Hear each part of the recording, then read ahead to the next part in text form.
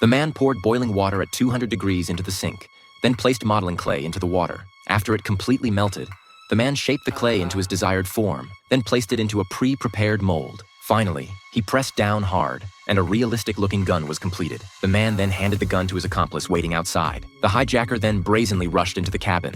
All the passengers were instantly terrified. 2 other hijackers also rushed out. They quickly took control of the passengers on the plane. The clever hijacker immediately took a flight attendant hostage and forced her to reveal the air marshal's location. To prevent the flight attendant from being harmed, the air marshal had no choice but to voluntarily surrender and hand over his weapon. At this point, the captain also noticed the abnormality in the cabin. He immediately reported to the airport that the plane had been hijacked. However, at that moment, a fearless passenger was secretly filming the hijackers. To better control the passengers, the hijackers immediately confiscated everyone's phones. They also moved the passengers to economy class.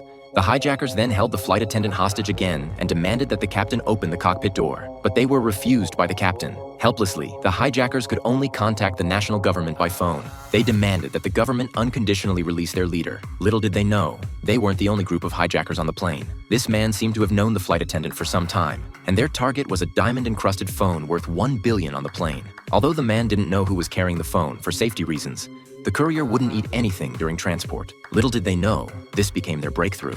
Anna used her identity as a flight attendant to question each passenger. Soon, she found the target. So Anna deliberately dirtied the man's clothes while collecting meal trays. He had no choice but to go to the restroom to clean up. However, just as they were about to succeed, they didn't expect a group of hijackers to suddenly appear. To get the phone, the man immediately pretended to have a heart attack. He asked the hijackers for permission to return to his seat to get his medicine. The hijackers, not wanting a death on their hands, agreed to the man's request. The man immediately found the other person's bag. Just as he was about to succeed, a hijacker suddenly appeared behind him.